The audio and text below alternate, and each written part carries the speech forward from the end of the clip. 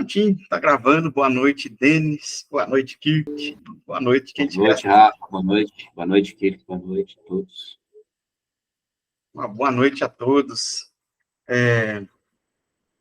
O pessoal demora um pouquinho aí para entrar, mas a gente vai seguindo o, o barco aí, né? Vai tocando o barco, como diria o Gilson, já que a gente estava conversando aí sobre a saudade que a gente tá dele. A gente vai tocando o barco aí adiante. Hoje a gente vai falar sobre a oração consciente, né? Sobre esse assunto que tem permeado os nossos dias aí, bastante semanas aí já, né?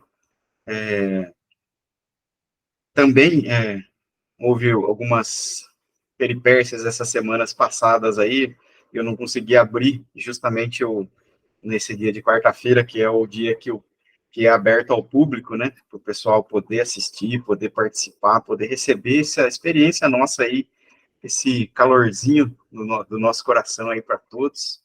Então, a gente está de volta aí com o nosso bate-papo espiritual, trazendo mais um pouquinho da nossa vivência nessa caminhada. E hoje, como eu já expliquei antes, o bate-papo é sobre a oração consciente, né?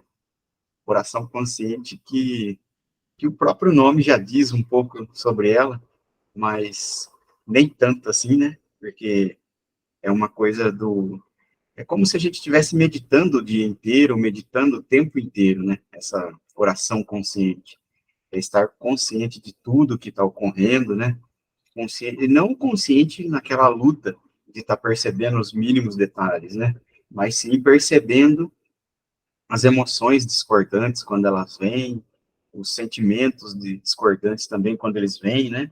Porque são esses pontos aí que realmente desequilibram nosso ser.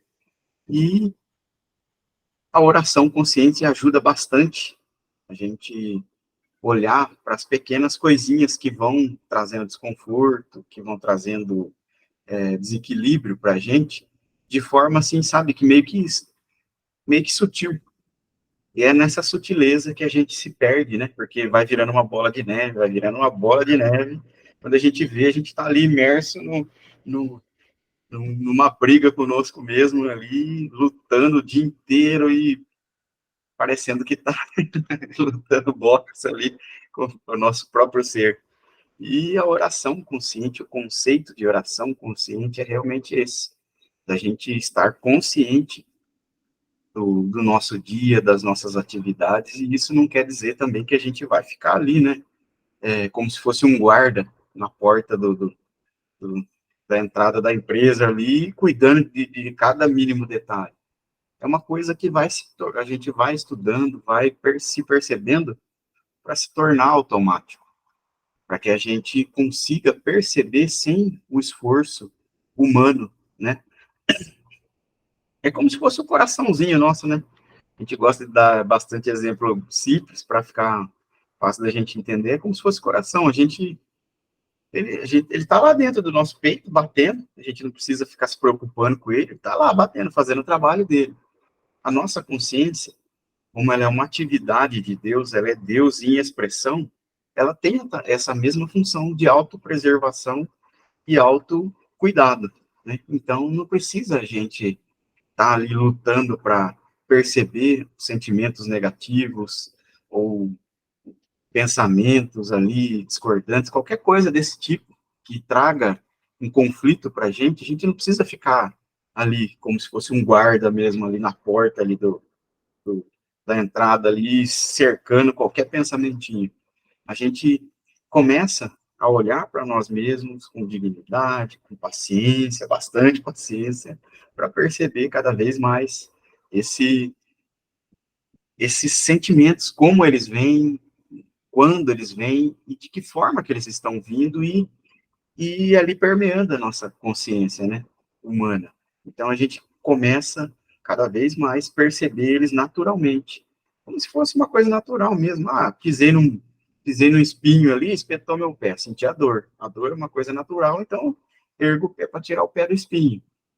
A mesma coisa começa a ocorrer conosco, né? A gente vai percebendo cada vez mais naturalmente esses desconfortos, esses conflitos internos que chegam para a gente, que afloram devido aí ao nosso dia a dia, que vão ali aparecendo, né? E a gente anteriormente não percebia e hoje está percebendo cada vez mais, está sentindo cada vez mais, está consciente cada vez mais, né? Por isso, oração consciente, né? Tudo que você escolhe ali, a partir de perceber esse sentimento discordante, é, é a sua oração. Se eu escolher mergulhar na dúvida, no, no sentimento discordante, no conflito, a minha oração vai ser conflito, vai ser essa briga interna da cabeça ali, né, e do coração. Agora, se eu olhar para mim mesmo, sentir o meu coração, sentir o que eu estou sentindo ali com paciência, tá, tô com raiva, beleza, mas o que que é isso? É só uma raiva, ela passa, é só uma tristeza, ela passa, tudo isso. Então, a gente começa a parar de lutar conosco mesmo e começa a sentir realmente e começa a ver que não precisa lutar com cada uma dessas situações para que elas se dissolvam. Basta estarmos conscientes daquela situação.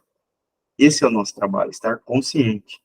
E quando a gente começa a estar consciente, o jogo começa a mudar, porque a gente começa a parar de olhar aquilo e ter medo, ter mais raiva, ter mais angústia, e só olhar para aquilo e deixar passar.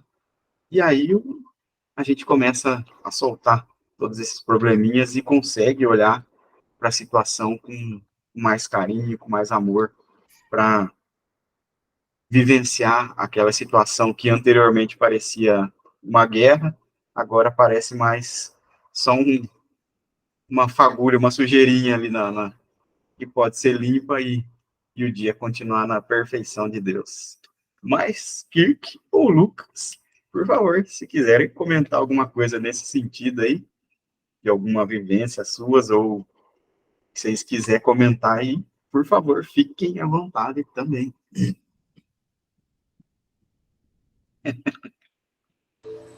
Rafa, como você disse que os pensamentos, eles vêm, e hoje nós temos uma percepção um pouco mais aguçada, a gente sabe, né? A gente vê chegando até o pensamento, até de onde vem, né? Tá vindo da direita ou da esquerda. E é interessante que, e muitas vezes, a gente ainda consegue dar poder a esses pensamentos. Sabendo que só existe um poder, a gente ainda dá poder, né?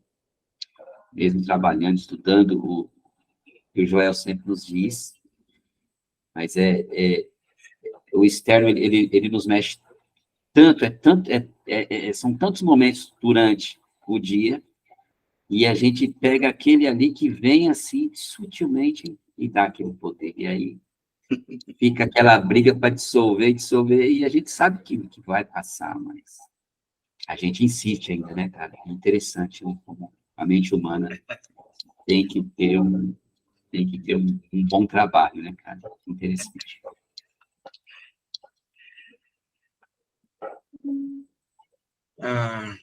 A mente humana, Denis, ela é um instrumento que a gente usa para expressão aqui, né?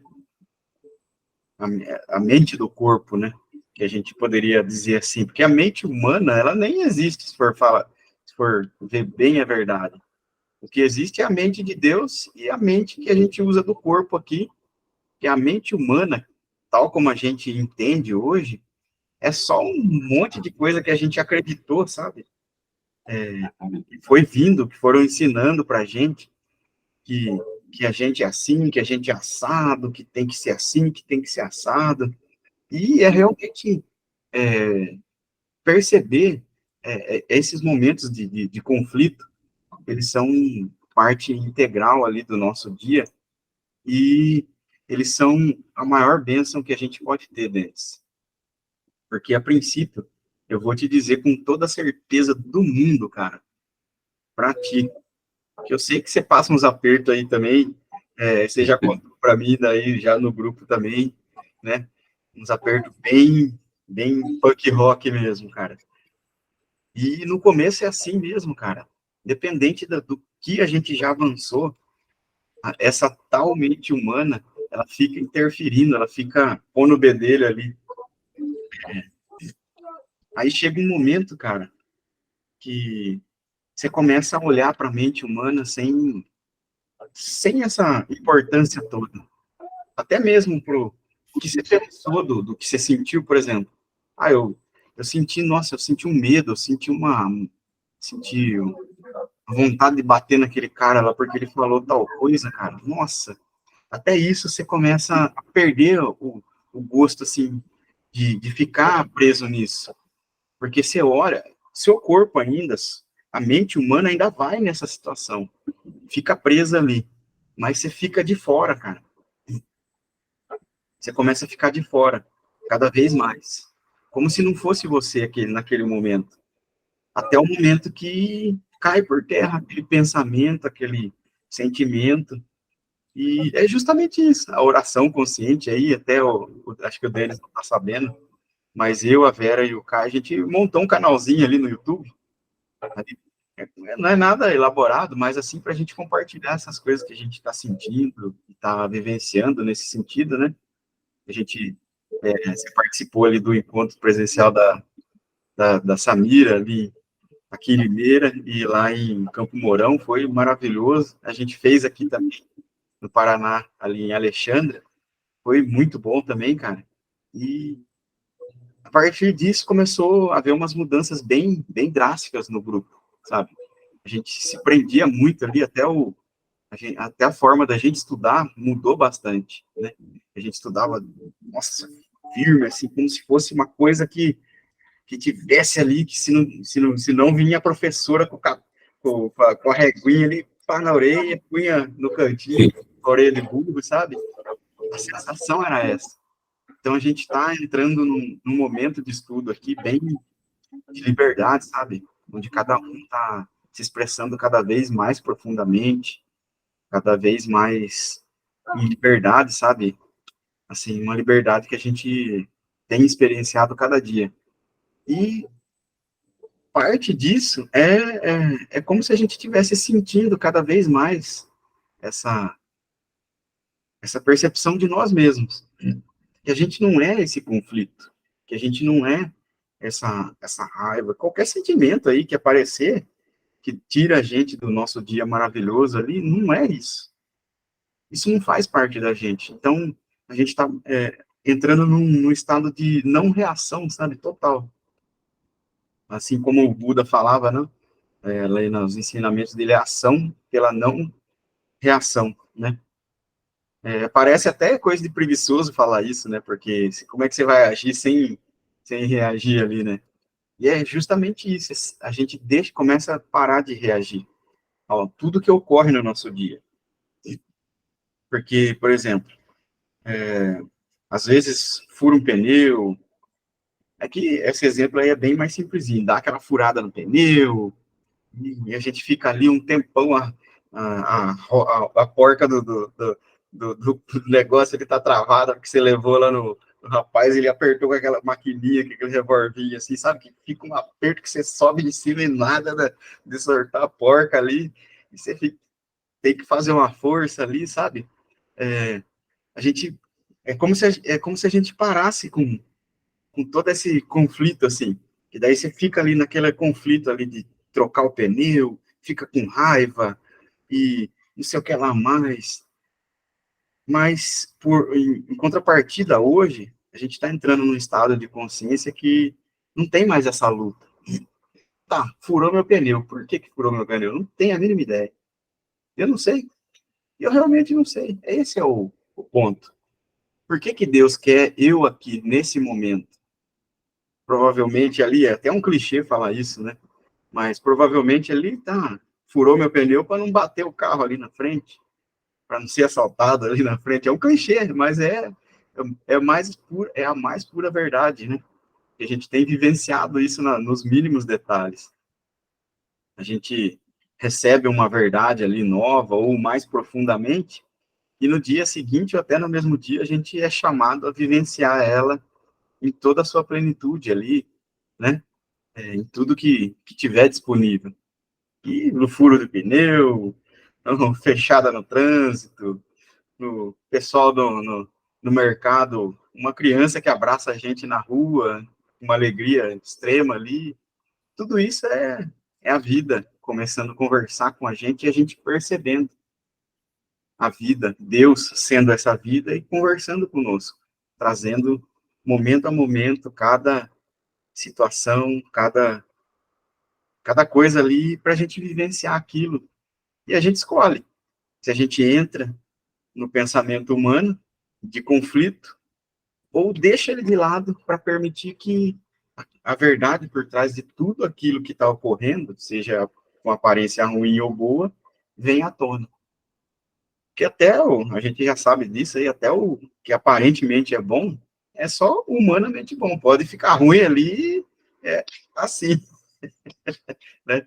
Então a gente tem presenciado essa escolha, tem se permitido essa escolha cada vez mais. E isso tomou a forma para a gente como um nome de oração consciente.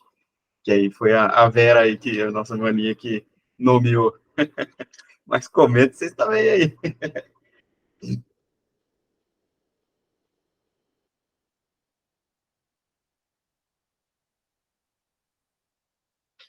Já que vocês não vão comentar, eu continuo falando aqui.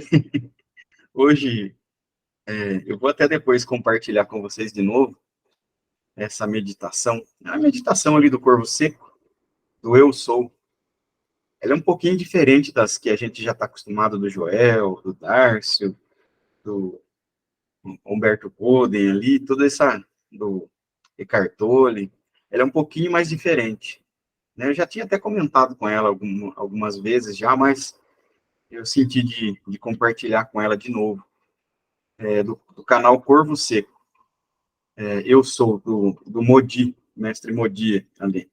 É bem curtinha, sabe? Não é uma meditação comprida. Ela é bem simples, ela é bem fácil. Ela parte do pressuposto que todo mundo já é iluminado. Assim como Jesus falou, vós sois Deus, do que eu faço, vós podeis fazer. Também parte desse pressuposto que todo mundo já é um ser iluminado. A gente só está descobrindo essa verdade sendo o nosso ser. Então, por isso que parece uma jornada. Mas a gente já está iluminado desde sempre ali, já. É só a gente não está acostumado ali. E aí, a gente fica só no eu sou, só nessa palavra. E vai sentindo só o que vem do eu sou. Se vier alguma imagem de alguma pessoa, a gente solta, deixa passar e volta para o eu sou. O que eu sou? Eu já sou essa realização de Deus em plenitude, assim como Jesus falou, né? Já sou toda essa iluminação.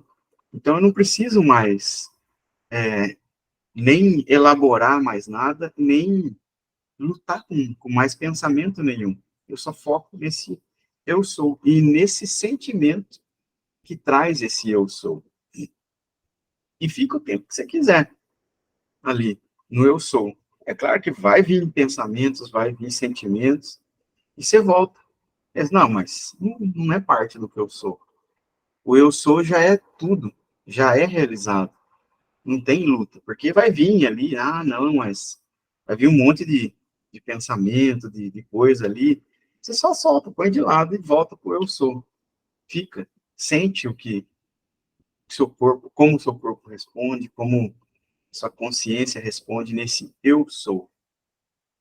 Eu sou. Não precisa, se quiser falar, pode falar assim, mas também não precisa. E fica nesse eu sou ali.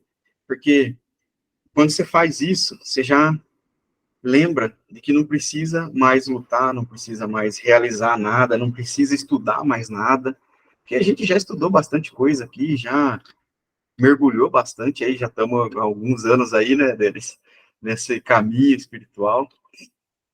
E esse fato da gente ficar no eu sou, ele começa a trazer à tona as percepções do seu próprio ser. Porque você está tudo que vem como pensamento e sentimento, aquele sentimento discordante, não, mas será que é isso mesmo, sabe? Você descarta, não quero voltar para o eu sou. Eu não sei o que é, mas eu sou. Aqui e agora, já tudo realizado. Não preciso mais lutar com nada, mas eu sou. Eu não sei ainda o que é isso. E abre esse espaço, sabe?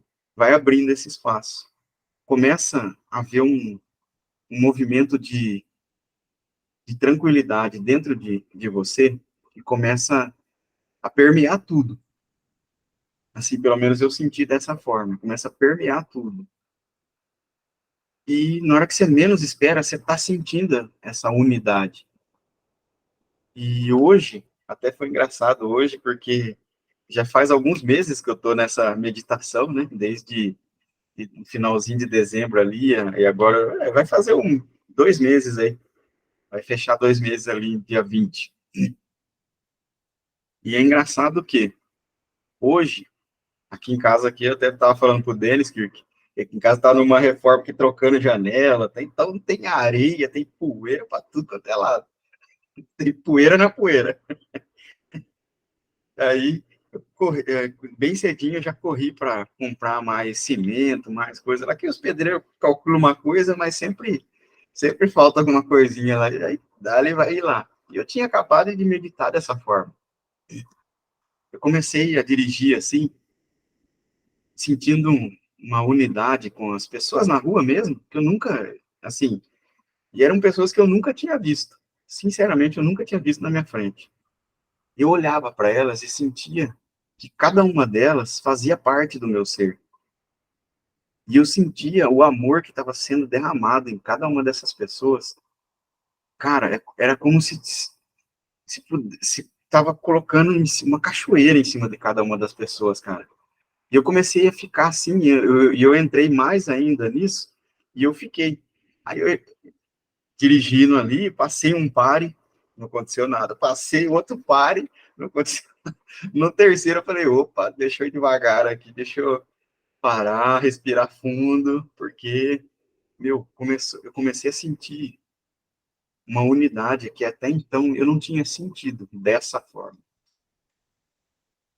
Porque eu sabia que todos são um, não existe outra pessoa, não existe outro ser, só existe Deus se expressando na forma de Denis, de Kirk, de Rafael, de todo mundo aí. Mas eu nunca tinha sentido isso tão profundamente. Então foi até estranho, porque é, se olhar para a pessoa e se sentir que ela está sendo amada, que eu me senti sendo amado, eu já tinha me sentido assim, eu já tinha me sentido sendo amado profundamente pela divindade, por Deus, pelo cosmos e tudo mais, eu já tinha sentido isso. Mas olhar para uma pessoa e sentir que ela também, sentir de verdade que aquela pessoa que eu nunca nem vi na minha frente, que estava ali, parado, e se eu olhar e sentir que ela também está sendo amada, sentir isso, cara, foi fantástico.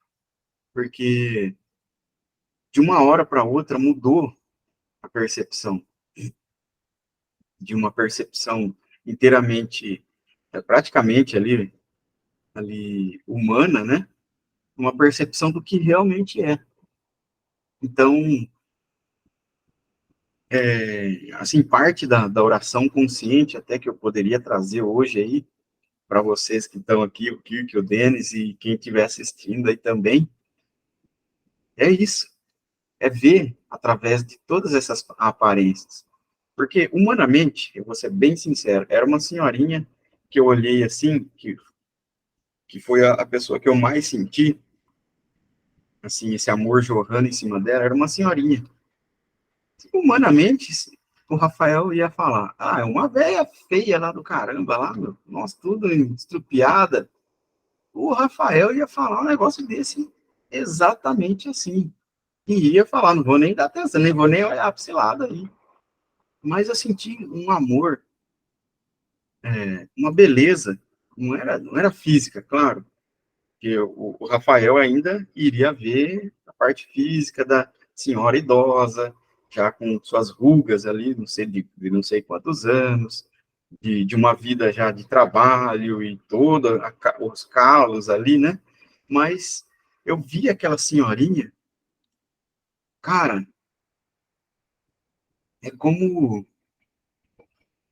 assim, é como se eu estivesse namorando, assim, sabe? E vendo a pessoa, amando ela e sendo amado, mas sem aquela a parte romântica ali, mas é aquele amor que você olha pelo filho, pelo parente seu que conseguiu, nossa, meu primo lá conseguiu um emprego novo, cara, tô feliz pra caramba, porque ele é muito gente boa, e tá lá, feliz da vida, conseguiu aquele emprego que ele tanto queria, você se sente, mas eu senti isso, nossa, cara do céu, foi potente, foi potente, e foi bonito também, cara, porque apesar de toda a aparência física desgastada de uma senhora, eu consegui ver o amor que estava jorrando e sendo ela, naquele momento ali, parada na calçada, de pezinho ali, esperando o ônibus na hora que eu estava passando pro carro. E você olha para as pessoas e se sente a mesma coisa. A pessoa, o pedinte na rua, hoje foi um dia bem assim, o pedinte na rua ali, que anteriormente parecia um pedinte, hoje você vê ele como uma divindade ali, iluminada, caminhando ali, cara. E é isso, cara, que é a oração consciente. Pelo menos assim, do ponto de vista que eu tô tendo hoje, principalmente hoje, de sentir isso hoje, porque anteriormente, como eu bem falei, você olha para a pessoa, assim, intelectualmente, você sabe ali, está gravado na sua cabeça, você praticamente decorou de tanto estudar aqui. E aquele também é Deus ali em expressão na sua frente, é só uma aparência de mendigo, só uma aparência de mulher, de criança, de homem, é só uma aparência. Mas sentir isso é, é um presente que eu recebi hoje. Então, e até eu já estava tentando fazer esse encontro aí da oração, esse bate-papo da oração consciente, já fazia 2 semanas, não estava dando certo, porque meu pai estava bem doentadinho aí esses dias, né? Tinha que correr com o velho lá pro hospital, e sentir isso. É, até no domingo a gente estava fazendo um bate-papo ali com o Leandro Vitor ali, né? A gente estava falando bastante de tatear no escuro. Mas hoje eu não tateei no escuro, cara. Foi tão claro isso para mim, cara, que é como se eu estivesse andando ali em plena luz do dia, vendo tudo isso que a gente estudou se tornando realidade dentro do coração. Que até então, quando a gente olha assim para a pessoa e, poxa, cara, eu não quero dar poder a essa aparência aí, né? Então você escolhe ali, você medita na situação de que a pessoa realmente já tem tudo, já é iluminada, já é um ser divino, já está ali, não precisa ser erguida, não precisa ser curada, mas ali você ainda está tateando. E sentir isso na pele hoje, cara, é como se acendesse a luz assim num quarto escuro e pudesse ver através de todas essas cortinas assim de ilusões assim que você tira assim, sabe aquelas cortinas na velha de casa de vó, que você bate a mão assim, ela vai correndo assim, e se eu olhasse simplesmente que tá ali por trás daquela cortina, hoje para mim foi sentir isso, cara, foi gratificante sentir dessa forma assim. Mas até falei bastante, aí, se vocês quiserem comentar também, ergue a mão aí, ou corta o que eu tô falando, hein?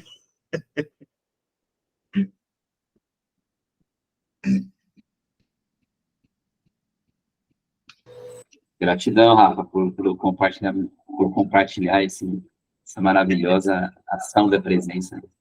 Uma vez aconteceu comigo também, cara. Pedi um lanche, veio um motoqueiro, trouxe o lanche, estava garoando e me pegou ali. Eu estava estudando, tá? Me pegou ali um sentimento. Falei, meu, não é justo o cara vir trazer o lanche para mim nessa chuva, sabe? Cara, se fosse outra hora, não tinha dado nem caixinha. Dei caixinha pro cara, levei o refrigerante para ele também. Ele me trouxe um, mas eu dei um para ele também. E veio aquele sentimento de amor, assim, sabe? E o respeito com o próximo, né? Que não é o Denis normal, aquele, não é aquele, cara, é totalmente outro. Isso daí, a presença realmente nos surpreende, né? É maravilhoso. Imagino que você passou hoje, cara. Gratidão, viu, cara? Gratidão. O Kirk tá quietinho hoje, Kirk. Eu vou pegar no seu pé, hein? É. Tô com sono, Rafael. Ah, eu imagino. Deve ter passado uns plantão aí. Tô cansadaço. Mas eu tô estudando um pouco aquele autor, Spinoza. Oh, esse é bom, hein? Rapaz, dá uma embarulhada na cabeça da gente.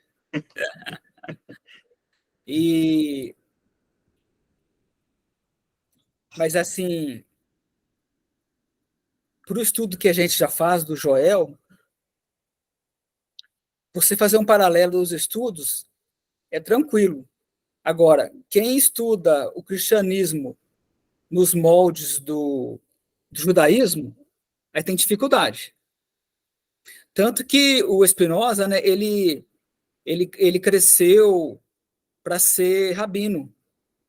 Ele foi treinado para ser rabino. Então, ele sabia lá a Bíblia judaica de trás para frente. E ele não quis, né? Ele não achou que estava correto muita coisa lá. Aí ele fez os estudos dele, isso em 1600 e alguma coisa. Aí ele foi excomungado. Ele foi excomungado porque ele escreveu muitos livros, né? E os livros que ele escreveu, foram livros como se ele fosse assim, como se ele fosse ateu, né? Porque o Deus que ele acredita, Einstein até falou do Deus de Spinoza, né? Sim. Einstein falou que acreditava no Deus de Spinoza, porque do jeito que ele falou, é tão diferente do que eles acreditavam, que ele foi excomungado, mas excomungado assim, naquela época era punk mesmo. Ele vivia fugindo de lugar assim, aí descobriam ele publicava alguma coisa anonimamente, aí descobriam, aí que era ele, pelo jeito, né, só podia ser. Ele sabia, ele era, parece que ele nasceu em Portugal, mas ele morou na Holanda, então falam que ele é holandês. Mas ele sabia alemão e ele estudou o aramaico, então ele publicava em outras línguas. O pessoal não deturpar ali o que ele falava, tal, mas o pessoal descobria que era ele. Mas, assim, é um entendimento que parece que é muito diferente do que o que a gente estuda aqui. Só que não é. Porque o que a gente estuda aqui é um conhecimento transcendental. Tipo, tem assim um espírito, tem assim uma alma, tem um outro mundo. Esse corpo aqui é como se fosse assim, um veículo. Isso aí para o judaísmo comum, para o que as pessoas pensam normalmente. Ele concluiu nos estudos dele que não. E outra, os estudos dele eram estudos assim, os livros dele são livros, ele gostava muito de matemática. Os livros dele têm muita, como se fosse um método geométrico. Sabe aquele negócio? Todo mundo que é de Limeira fala porta, porteira, portão. Rafael é de Limeira, logo Rafael fala porta, porteira, portão. Isso é lógica, isso aí é um silogismo, isso aí é quase que uma equação matemática para você fazer um raciocínio. Então, ele usava uma coisa parecida. Então, o livro mais famoso dele, ele até publicou, acho que ele morreu com 44 anos só. Esse livro é puro isso. Mas é fantástico o livro, assim. Então, não é opinião, ele não traz opinião, ele faz um raciocínio. entendeu? É muito interessante, mas assim, mas resumindo muito, né? Porque é muita coisa, nossa, é muita coisa. É difícil falar. Mas resumindo muito, né? Aí você vai falar, mas isso é assim mesmo, é o que a gente pensa que é, mas olha só, Deus, Seu, seu microfone acho que fechou aqui. Você deve ter encostado aí na. apareceu de novo? Agora sim. Cancelar. Então é isso, Deus fez tudo dele mesmo. Então, tudo é Deus infinitamente. Então, Deus é. Eu acho que Joel pegou muita coisa dele. Que Joel parece que eu vi em algum lugar que casou com alguém lá que tinha uma biblioteca. O Joel teve pouco estudo, mas ele casou com alguém que tinha uma biblioteca grande e ele comia lá. Ele lia muito. Então, eu acho que ele é muito termo parecido. Mas, enfim, Deus é a substância de tudo, infinitamente. Então, por exemplo, a nossa consciência, o pensamento, é Deus infinitamente no pensamento. Não no pensamento humano, mas disso eu já falo, mas no pensamento puro. Como fosse a consciência que a gente fala. A consciência, para ele, é uma coisa rasa, porque tem até inconsciente. Então, ele usa um outro jeito. O que a gente fala, ele poderia falar que é uma consciência de fluxo, mas enfim. Então, mas é assim, a parte de pensamento da gente é o pensamento, é o próprio Deus em expressão. É um atributo de Deus o pensamento, infinitamente. Então, ele se expressa, Rafael, pensante, o pensamento.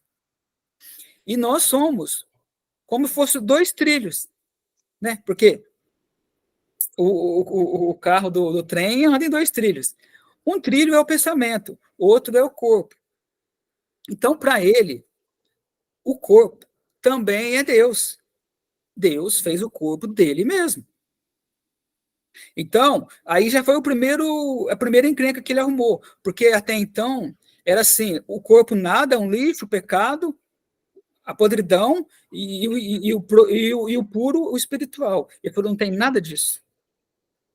Nós somos duas expressões da mesma coisa. A gente se expressa por corpo e espírito. Por corpo e espírito. Então, o que nos conduz é esses dois lados do trem. Aí e assim, ele tem umas coisas, uma sacada lá, tipo, por exemplo, pensamento é afetado, cada substância é afetada por um igual. Então, por exemplo, o que afeta a matéria é matéria. E o que afeta pensamento é pensamento.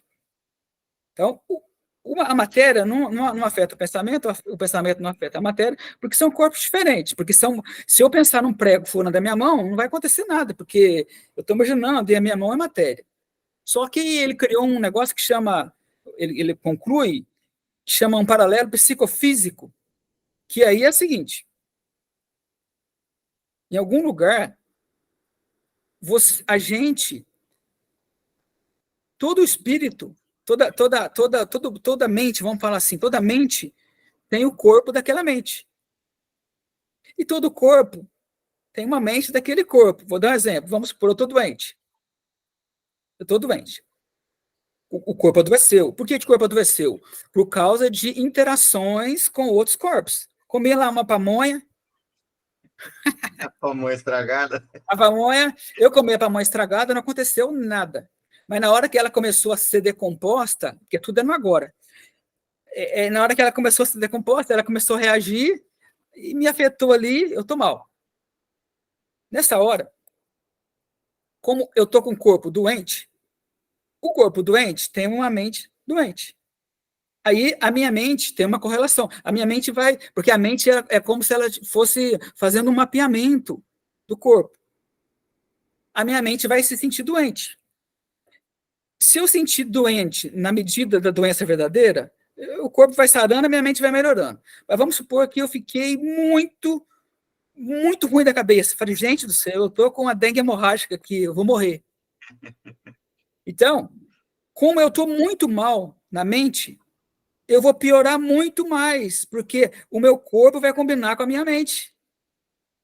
Ao passo que se eu estou doente e eu falo isso não é nada, não sei o quê, a minha mente não foi afetada, o corpo vai voltar para a saúde para combinar com a mente. Então, o paralelo do físico e do mental, para ele é isso. Então o estudo dele não é transcendente, é imanente. Tudo já está em si. Deus, ele já está no meu pensamento, e o Deus no meu corpo. Ele é Deus, mas ele chama de potência. A potência, essa potência, ela já está em mim. Então, quer dizer, tudo já está em mim. Não tem mais nada que não seja, é só isso que tem.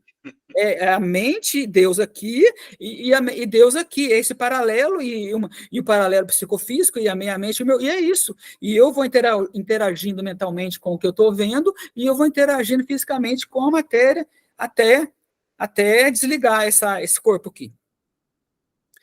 Bom, aí você pensa assim, mas e aí, né?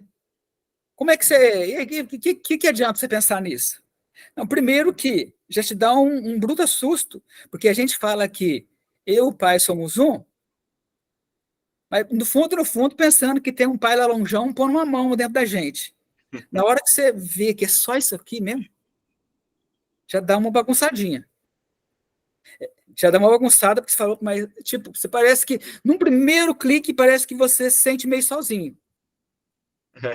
Sabe? Parece que você se sente meio sozinho. Por isso que se fala que ele é ateu, porque ele não acredita no Deus fora. Ele não acredita numa alma, no espírito lá, no espírito assim perfeito e o corpo lixo. Para ele é ter tudo perfeito. Então, a potência, tanto no espírito quanto no corpo, ela está em mim para se realizar. É o Deus se realizando. Mas a gente se desconecta disso. A gente se desconecta dessa potência. Então, como é muita coisa, eu estou tendo que resumir muito. Não, mas fica tranquilo aí, Kiko. Mas então, olha só. A missão para ele, para o Spinoza, é você desconstruir o seu eu. É a mesma coisa, né? É a mesma coisa que a gente estuda aqui. Que eu? O eu dele é o seguinte: para ele a coisa tem 4 etapas, assim, mais ou menos. A gente nasce, cresce, vai interagindo, tanto emocionalmente quanto fisicamente, com tudo que a gente comi. Por exemplo, quando eu era criança, eu comi, a minha mãe me deu, eu estava passando mal, vomitando, e minha mãe deu um bolo de abacaxi, e eu vomitei tudo. Gente, eu odeio o cheiro de abacaxi. Odeio o cheiro de abacaxi. Porque eu guardei aquilo, quer dizer, uma coisa só minha. Tem uma emocional aí. Então, olha só. A gente, então, vai tendo esses encontros, e nesse encontro, por exemplo, se eu me sinto bem, eu tive uma elevação de potência. Se eu me sinto mal, eu tive uma redução de... Por exemplo, comi a pamonha. Senti bem pra caramba. Falo, opa, eu quero isso para mim. Aí você come a segunda pamonha. Só que na hora que você come a segunda pamonha, aí você já tinha comido a primeira pamonha. Aí a segunda pamonha não vai ser tão boa, a pamonha já não vai descer bem. Aí fala, nossa, mas a segunda pamonha não estava boa igual a primeira. Eu vou comer a terceira para ver se a terceira está boa igual a primeira. Aí a terceira vai estar pior que a segunda, e aí que eu vou passar mal.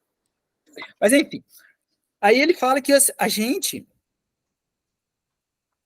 a mente, ela tem 3 assim, níveis.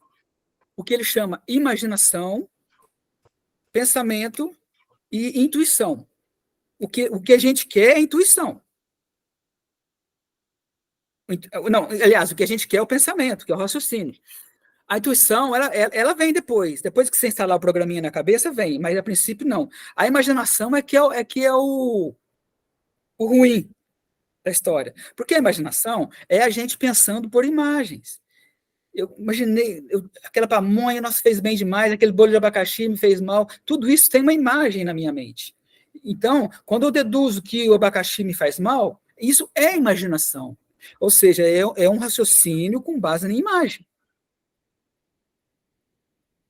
E a gente, isso ele chama de paixão, esse nosso raciocínio com base em imagens, imaginação. E a gente é pura imaginação, a gente quase tudo, inclusive os profetas, e muita coisa que ele fala dos profetas lá, ele procura demonstrar que é imaginação, aí os caras caem matando nele. Então, aí a gente, quando a gente está agindo na imaginação, porque o que é a potência na gente? A potência, o Deus, é uma criança querendo um quadro branco para desenhar. E ela vai desenhar uma coisa que não existe. É um desenho inédito, ela não vai copiar de nada. Só que ela chega, ela não pode desenhar.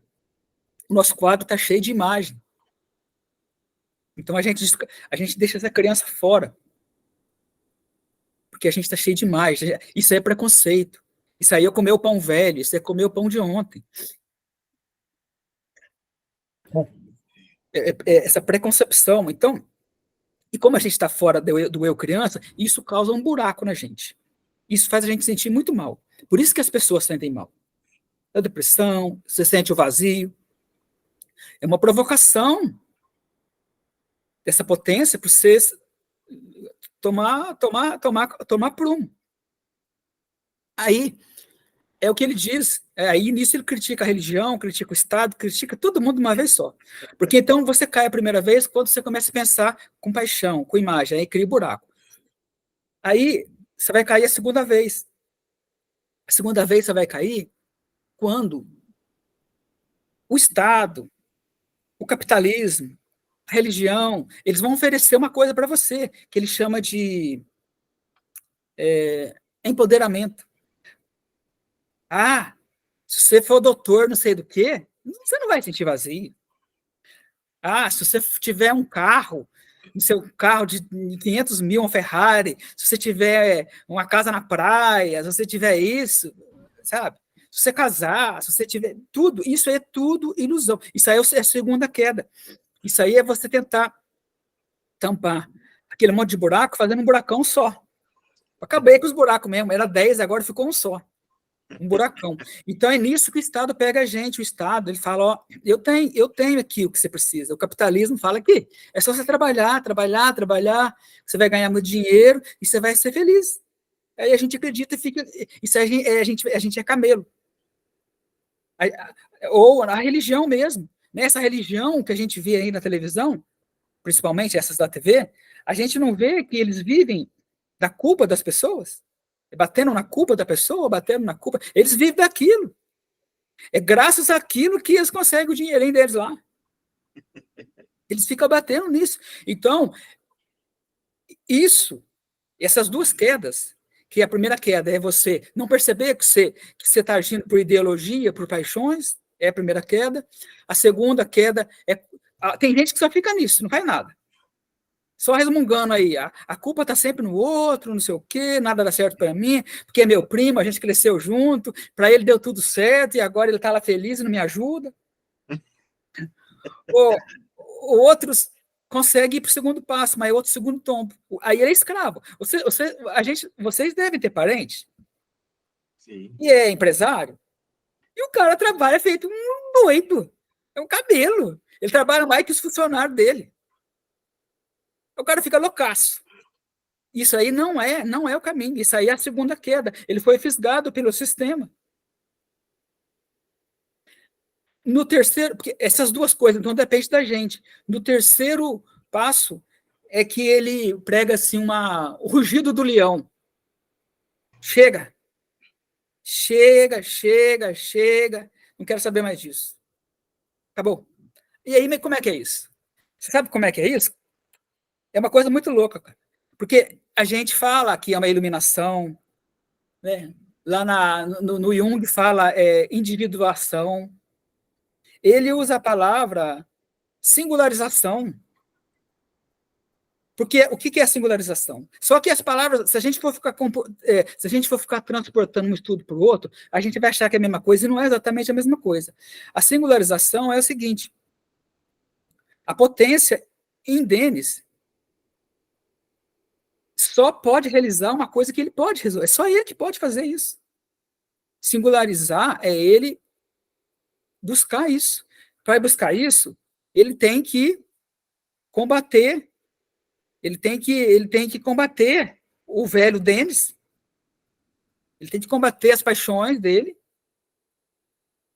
para essa potência que é o Denis, que é o Deus, né? Que é o que a gente chama de consciência, para isso aparecer.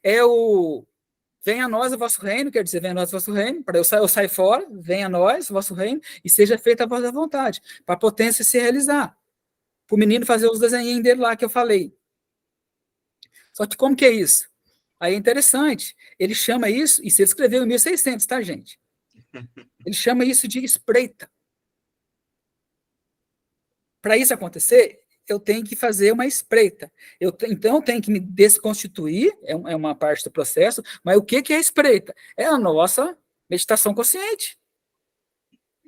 A espreita, porque assim, na sinuca eu bato uma bola, a bola já bate na outra, já toma o rumo, dependendo da intensidade, de uma a outra vai, dependendo da direção, a outra vai.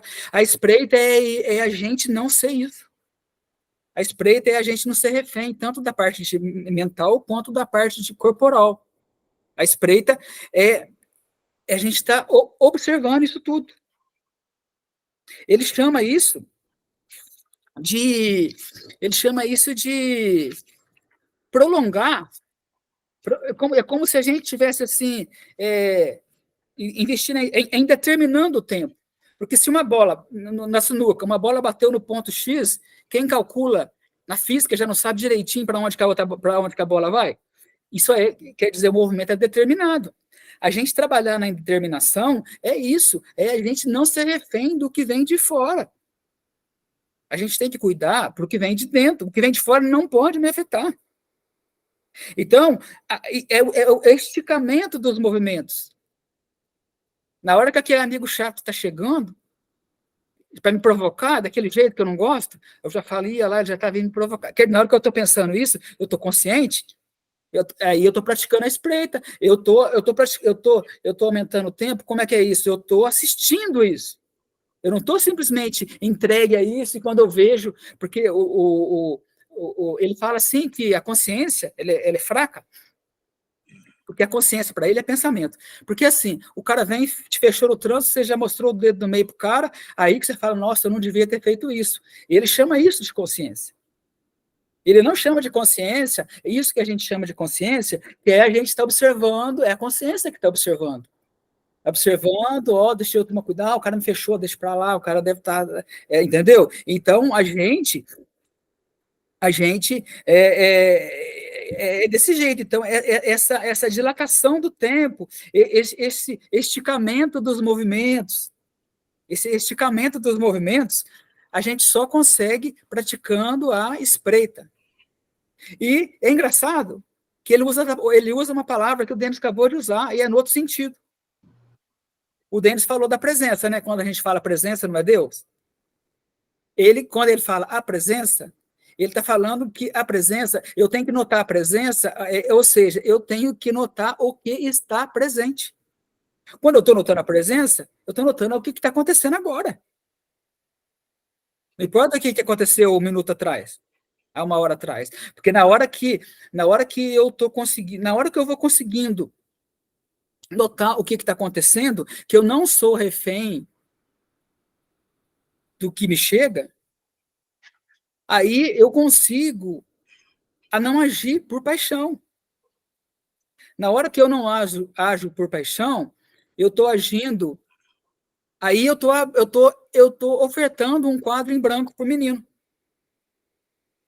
Aí a potência, porque a gente, na filosofia, eles chamam potência e ato, né? Tudo era uma potência, era uma possibilidade, transformou em ato. A coisa cristalizou, coagulou. Aí, isso que coagulou é potência de outro ato. Então, a gente é potência de um ato. Só que a gente é ato de uma potência. Era uma possibilidade, a gente materializou, coagulou. Só que a gente também é potência de muita coisa que está para acontecer. E essas coisas estão para acontecer, a gente tem que deixar o que a gente chama de fluxo, nós chamamos aqui de fluxo, porque a gente interrompe o fluxo na hora que a gente está movendo aí na vida por paixões. Então, a gente, na hora que a gente deixa esse fluxo fluir, aí você fala assim, mas e aí eu vou deixar tudo, eu vou parar de estudar, eu vou parar de trabalhar, aí vem um medo, mas o medo já é aquela física do Estado. Você está louco? Você vai parar de trabalhar? Você vai parar de estudar? Você vai parar de não sei... Não, é porque a potência que cristalizou ato na gente, ela tem um plano. E é o plano do começo ao fim, prontinho, o plano está aí, pronto. Então, quando você entrega o governo, o seu governo para essa potência, ela começa a pôr em prática o plano que a gente poderia chamar de Dharma, que é pelo qual a gente veio, e que aí não é eu que estou falando, o seja feita a vossa vontade. Essa potência, igual eu falei, as duas quedas que eu falei, foi culpa da gente, mas a potência sempre teve na gente. Só que a gente que não estava, a gente que não estava deixando ela fluir. Aí, a partir do momento que eu deixo ela fluir, aí já não sou mais eu. Mas qual eu? Aquele eu cabeção, movido por paixões. Mas é por aí, Rafael, essa imanência, esse negócio, sabe? Esse estudo. É bacana pra caramba, sabe? É muito doido. Você falou para eu falar, eu falei demais, ó. Não, esquenta a cabeça, não. Boa noite, Caio. Boa noite, pessoal. Boa noite. Boa noite, boa noite. O Kirk, mas você falou bem, falou bacana, viu, cara? Falou, deu para entender bacana mesmo. Tem que soltar, não tem jeito, tem que soltar. E a gente insiste, segura, mas aí, tem que soltar, e aí? É interessante, cara. Então, a questão, o ponto de virada é o rugido do leão. É você falar não, tanto para essas paixões, quanto correr atrás para tentar tapar o buraco, mas você só vai aumentar o buraco. Como que faz isso? A espreita. É você observando. É você praticando a presença. Mas a presença para ele é um pouco diferente do que para nós. Praticar a presença é você ver o que está acontecendo. Na hora que você vê o que está acontecendo, é como se você estivesse congelando o tempo. É como se você avançasse o tempo, colocasse para colocar no meio, no 0,5. Está devagarinho, você está assistindo aquele mala do teu colega chegar e falar aquele negócio. É você entregar o teu trabalho lá no trabalho, lá, a tarefa que você fez, o teu colega não fez, aí o teu chefe vem aqui e manda você fazer do que o outro não fez. Aí você fica puto. Então, essas coisas não vão pegar a gente igual se a gente começar a praticar isso. A saída é essa. Para você, para essa potência. Porque ele evita ficar falando Deus justamente para não causar ira, né, nos religiosos. Porque, segundo ele, os religiosos tiram proveito. Eles querem lá que você fica pecando mesmo, e pagando lá os indultos, pagando lá os dízimos, entendeu? E é isso aí, cara. Então, é um estudo para a vida inteira isso, né, gente? Sim, é. E é uma prática, né, Rafa? Porque quando a gente, que nem o exemplo que deu, quando vem um amigo lá, você olha, poxa, mas isso é desconfortante, cara. Porque ele vai chegar toda hora, porque você vai estar você vai ser o observador e estar naquela situação. E vai ser desconfortante até dissolver tudo isso, porque ele vai chegar um momento e vai falar, meu, já era, não é mais nada, né? Rapaz, isso acontece todo dia. Ele tá certinho. O cara tá certinho. Então, para a gente conseguir controlar essas paixões, ela é uma ponta do desse processo? A gente tem é que se, como é que fala? Se desconstituir. Esse que é o problema, né? Você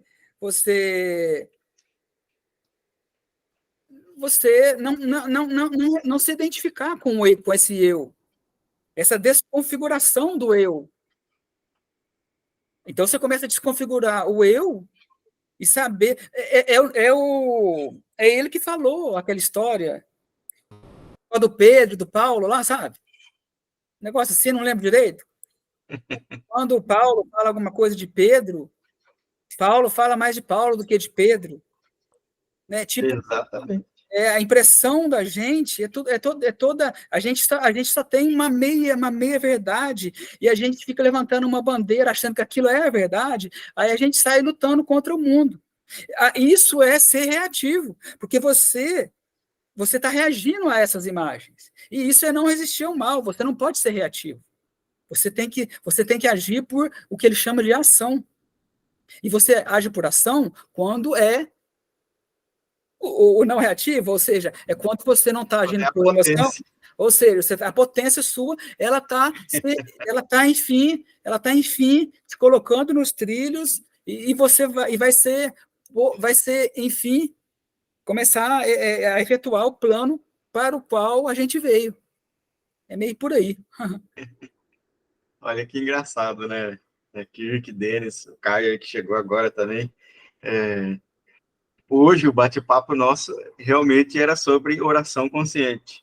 E tudo que o Spinoza e o Kirk aí passou também é a oração consciente. Se a gente pegar em outros professores espirituais, é a oração consciente também.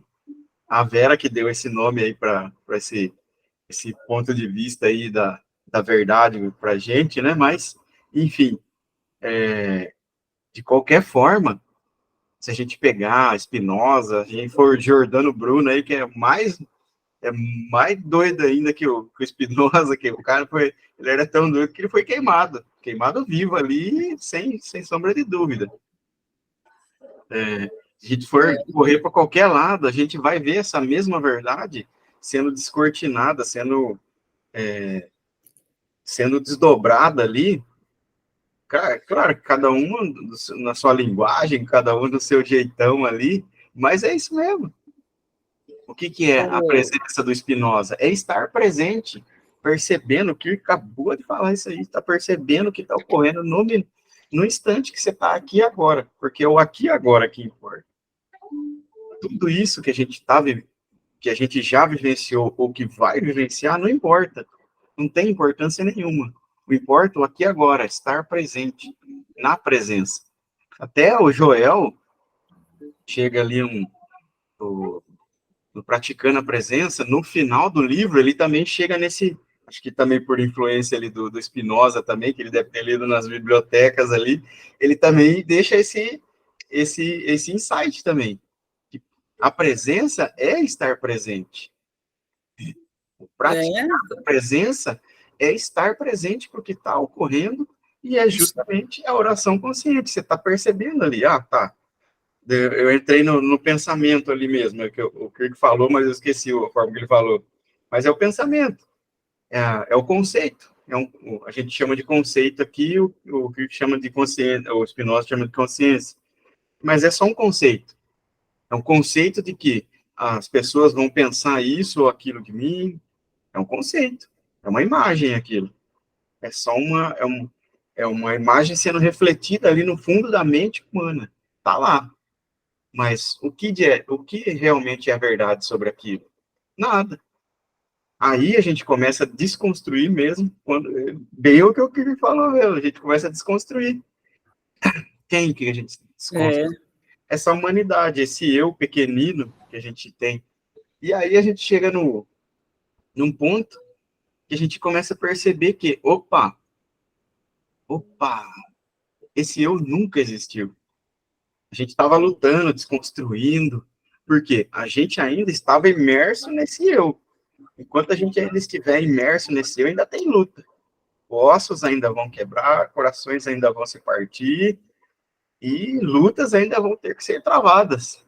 Mas, a partir do momento que a gente começa a desconstruir, a gente começa a perceber que que a nossa consciência começa a ficar cada vez mais no presente, no consciente, aí você olha para aquilo, não tem mais a luta, você sabe que não precisa lutar com uma imagem na parede, você simplesmente solta. Aí você caminha, como se estivesse caminhando entre as estrelas. É, é coisa de louco. Eu li um pouquinho do Giordano Bruno e do Conde de Cagliostro, né? Que as jornadas são bem parecidas de todos eles, de todos os professores espirituais que a gente tem, embora todos eles tenham a sua linguagem específica, tudo, a sua forma de se expressar, mas é a mesma linguagem, cara. É a mesma coisa que eles estão falando, aliás, né? Não é a mesma linguagem, mas é a mesma coisa que eles estão falando. Mas é bom a gente estar lendo várias formas de se falar para provocar a gente a pensar melhor. Né? Realmente. Mas, assim, outra coisa que eu achei interessante que ele fala é que, assim, aquele desejo de ter carro, ter casa, o apartamento, esse desejo, que é ele chama de desejo com vontade. Esse desejo é aquele desejo para tampar o buraco.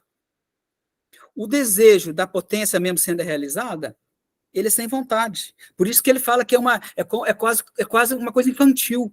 Quando você está na potência mesmo, sem as emoções, você parece um bobão. Você é uma pessoa que parece infantil. Para os olhos do mundo, você é infantil. Você é aquele cara lá é meio inocentão. Porque ele fala que esse desejo desse menino, que é o que é o pelo qual a gente veio aqui fazer, ele é um desejo é impersonalizado. Tanto você impersonaliza o objeto do desejo, quanto você impersonaliza o sujeito do desejo. É um soltar. E a coisa vai acontecendo. Uma coisa vai acontecendo. Então é impersonalizado. Não vou falar, eu quero aquilo ali. Não. Mas uma coisa é o seguinte. Isso que ele fala, igual eu falei, é um pouco de dificuldade para bater com o judaísmo lá. Mas tem tudo a ver com o que Jesus falou. Tem tudo a ver, né? E Jesus, como que Jesus ia falar essas coisas que ele falou lá naquele tempo, para aquele povo? Tipo, não resistais ao mal, o pão nosso de cada dia nos dai hoje. É profundo demais essas coisas que ele falou, bate tudo com o que o cara fala aqui, porque eu vou fazendo um paralelo, eu vou vendo que tem a ver. É tudo a mesma coisa. Só que Jesus falou de um jeito e as pessoas eles são fundamentalistas, assim, eles entendem, ele leva ao pé da palavra ali, né? Mas o que ele falou tem tudo a ver com o que Jesus falou. Tudo a ver com o Novo Testamento. Tudo a ver. Só que assim, porque o que Joel fala, é porque Joel é meio anônimo por aí, vamos falar assim, mas a gente pode ser chamado de ateu também, de ateus. Por quê? Porque o nosso Deus não é um Deus transcendente, é um Deus imanente, é um Deus aqui agora, e está só aqui, o que tem é só isso aqui, sabe? Isso aí é imanência. E isso aí é a crítica da igreja, a igreja não gosta disso não. A igreja gosta de um Deus, assim, do Espírito. Aí você vai lá na igreja, aí tem lá um intermediário lá para fazer oração, você confessa com o padre, né? E essas coisas, eles gostam disso daí. Tá bom. Fala, doutor Caio. Então, que você falou assim, do não desejar, né? Essa questão de semear no espírito. Quando a gente se volta para aquele centro, você apenas tem a presença, tá na presença. Só que parece que tem um personagem dentro da gente que é como se fosse um pêndulo, que quer muito uma coisa, o pêndulo vai para um lado, né? que não quer nada, que não quer muito uma coisa. Por exemplo, que quer muito uma coisa e que não quer de jeito nenhum outra coisa. Então, são dois polos. A ideia é ficar no centro. Nem um, nem outro. Quando a gente está na presença, né? E às vezes, quando a gente quer muito uma coisa, o pêndulo vai para o lado contrário do que a gente não quer. Para justamente mostrar para a gente voltar para o centro, que é o centro do pêndulo. E semear no espírito. Colocar a fé no espírito, que é perfeito. Não é nem assado, nem refogado, mas perfeito. A ideia é simplesmente ficar no centro e, se o pêndulo se mover, observar ele se movendo. Exato, várias formas de ver a oração consciente. E eu vou trazer aqui, ó, eu já falei disso agora um pouco antes, mas vou repetir de novo. Semana passada, eu fui meditar de madrugada, tava só os meninos ali estudando, e hoje aí de novo, ó, tá nós aí, ó. Aí, ó, pro próximo vai estar o Denis também, ó, o Denis, eu não conheci o Denis, prazer, Denis. Prazer, Caio, prazer, meu querido. O Denis é seu vizinho aí, praticamente, Caio. É De São vizinho? Paulo, é praticamente seu vizinho. Eu sou de Santo André. Ah, eu tô perto, então, Zona Leste, tô perto. É isso aí mesmo. Tá vendo? É engraçado que, assim, é, independente do caminho que a gente vai, a gente sempre encontra os meios para mergulhar mais fundo, cada vez mais, nessa presença, nessa potência, nesse estar presente, nessa oração consciente, seja o nome que a gente der aí, né? O oração consciente aí é porque a Vera gostou desse nome aí, e a gente abraçou um pouquinho aí, isso porque foi uma coisa que meio que, assim, abraçou o coraçãozinho de cada um aí, nesse caminho, né? E por mais que a gente pareça que está desviando do caminho, é justamente essa aparência que nos faz voltar ao caminho, assim como o Caio acabou de falar ali mesmo, do pêndulo, porque a aparência de uma coisa negativa, de uma coisa positiva, tudo isso, nada de uma dessas coisas são realmente o caminho, porque elas são polaridades da mesma coisa do equilíbrio. É quando a gente está no centro. Quando a gente está ainda no pêndulo, é a dualidade que o Joel chamava, né? Ou os tombos que o Spinoza estava explicando ali, né? Da aparência do tombo primeiro ali, que eu até esqueci como o Kirk explicou, mas enfim. É fantástico a gente ver essas coisas de pontos de vista aparentemente discordantes, porque assim, se a gente olhar assim humanamente, parece que é uma coisa contradizendo outra.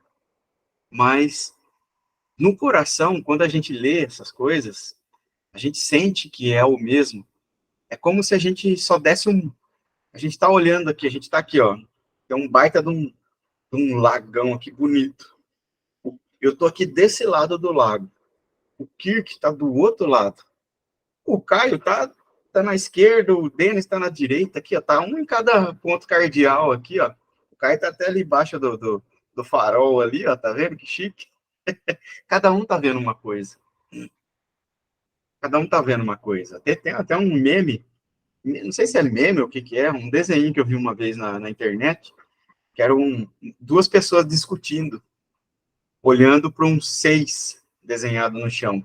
Um tava vendo 6 e o outro do outro lado tava vendo um 9. Eles estavam brigando ali ferrenhamente. Não, isso aí é um 9. E o outro do outro lado, não, isso é um 6. Isso é um 6. É um número, é um símbolo ali. Dependendo do ponto de vista, vai parecer uma coisa diferente. Mas é a mesma coisa. Então, hoje a gente já está no finalzinho aí já também do encontro nosso, mas a gente vê essa simplicidade que a gente adquiriu que não é tanto assim uma simplicidade, é um nível de complexidade maior que a gente entende que mesmo que os pontos de vista sejam diferentes, mas eles são completamente convergentes. É como se a gente estivesse rodeando um buraco negro ali, ó, de uma forma bem científica, que nem o Kirk estava falando aí do Spinoza, como se a gente estivesse circundando um buraco negro ou uma estrela. Do ponto de vista terrestre, quando a gente olha para as estrelas, até um bom tempo atrás, o pessoal olhava ali para Júpiter, para Marte, os planetas ali que brilham mais, enxergavam eles como estrelas, mas, peraí, um conjunto grande de estrelas vai ali com o caminho certo. Essas daqui não vão um caminho muito, vai para lá, depois volta, depois fica fazendo assim, fazendo uns movimentos meio doido ali no céu. Por quê? Do ponto de vista nosso, todas aquelas estrelas que estão ali, em sua maioria ali, na abóboda ali celeste, estão indo por um caminho, só algumas ali que não. Por quê? Porque elas não são estrelas como a gente imaginava, mas elas são outros planetinhas ali, como o nosso aqui, girando em torno desse Sol, desse ponto convergente, que a partir do Sol, desse ponto convergente único que hoje a gente consegue enxergar, desse Sol crístico, desse Sol búdico, ou qualquer outro nome aí que a gente, ou potência mesmo, que nem o que estava trazendo aí para a gente hoje, a gente consegue enxergar do ponto central ali do Sol. Então, todos os movimentos são sincrônicos, todos eles são relacionáveis, são da mesma forma, estão ali pelo mesmo caminho. Por quê? Eles estão convergindo no centro daquele mesmo ponto de convergência. Aí até mesmo ali, se a gente olhar algumas coisas, mas tem estrelas ali também que estão meio, um pouquinho mais distantes ali, né? Aí a gente pode ir para um centro de convergência muito maior, que é o centro da galáxia, que aí a gente vê um conjunto maior de coisas. Então, se a gente for ver bem mesmo, toda vez que a gente vê um estudo assim que pareça divergente, a gente esteja aberto, assim como na oração consciente, não para ver com os nossos olhos humanos ali, ou os olhos da consciência, como o Spinoza diz, mas deixar que a verdade, ou a potência, ou a criança, Deus ali, com o quadro branco, venha à tona e mostre, desenhe para a gente o que é, né? Já que Deus está representado nessa criança aí, com o quadro branco, então vamos permitir, não vamos colocar os nossos conceitos ali, não vamos cair nesses tombos, vamos esperar ver o que vem. Esse é o ponto, assim, crucial da oração consciente. Estar ali disposto a olhar um pouquinho adiante, esperar. Não, vou deixar o meu conceito. O meu conceito humano, eu já sei. Aquilo é feio, aquilo é bonito, aquilo é cheiroso, aquilo é fedido. Esse é o conceito humano. Mas deixa eu deixar ele um pouquinho de lado aqui. Peraí, o que realmente é isso? Aí a gente está entrando na oração consciente, a meditação de tempo integral, satsang, lá que está o estudo ali do Gilson ali com o Gualberto. Infinitos nomes, infinitas formas de chamar a mesma coisa. E é o mesmo estudo que a gente está fazendo. Então, aí a gente olha assim, o Gilson aparentemente está indo lá um caminho diferente do nosso. Só mudou o ângulo, mas está indo para o mesmo centro de convergência solar, de luz, de amor, de tudo que a gente possa imaginar aí que a gente já experienciou nesse caminho maravilhoso.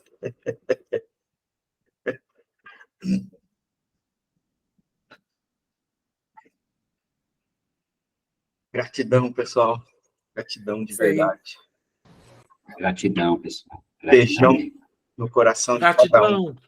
A prosa foi boa. Foi fantástico. E veio lá de 1.600, hein, Kiko? Tá vendo? Gratidão, viu, Kiko? Gratidão. Vamos Veio lá com entrevistar. fundão, Vamos Oi? entrevistar o Kiko pro nosso canal, o que vocês acham? Opa! Oi, Topa? eu sou Eu tímido. Eu sou tímido. Uma boa oportunidade. Kiko. Não é convence ele. Nós leva uma violinha lá para ele tocar o violinho, aí ele vai. Aí que eu não vou.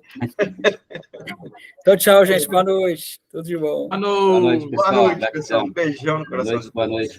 Valeu. Até mais.